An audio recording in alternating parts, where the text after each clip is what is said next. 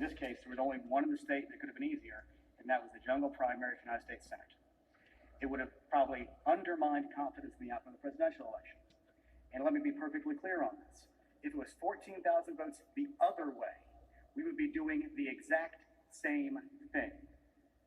This is very important to understand because right now, there's a swath of voters in this state and around the country that'll say, those machines cheated. Those machines miscounted. Somebody hacked them. Something happened because there's no way that that guy won. There's no way that guy lost.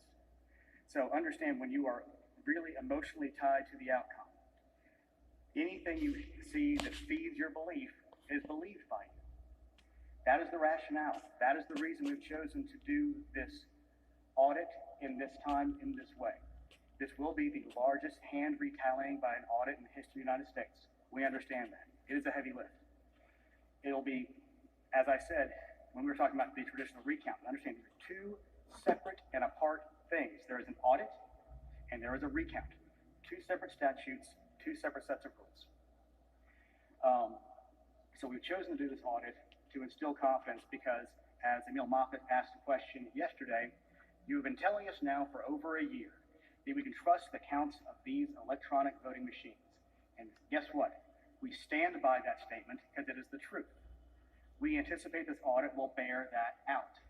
And yes, is there a risk involved with doing this? Of course there is. As I said very plainly and very clearly, human beings are the most flawed part of this process. I guarantee you the numbers will be slightly different.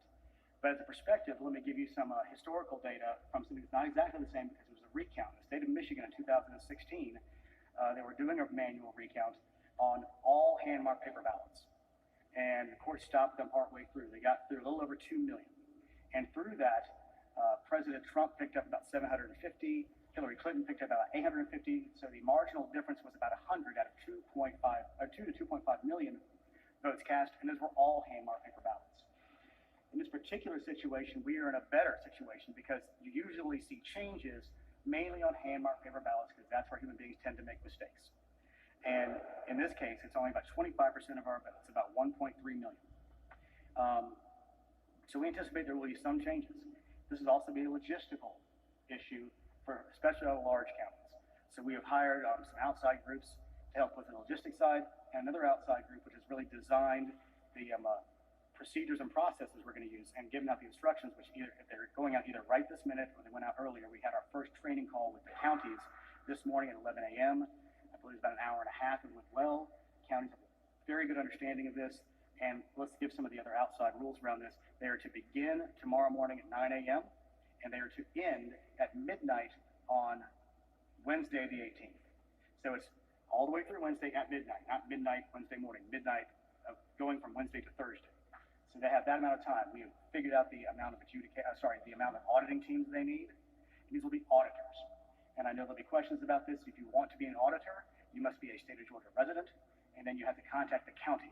If you want to be an observer, you can contact either your local party if they are organized, and if there is no local organized party in your county, you can contact your state party to be an observer. This will be open to the public. There will be observers from both parties. And one other key distinction, as the audit teams are going through the ballots and making their stacks, and they're going to do the thing when they do their stacks, and if there is a ballot they're looking at and they cannot discern the voter's intent, it will be handed to an adjudication team that will be made up of both Republicans and Democrats to make the decision as to what that voter's intent was.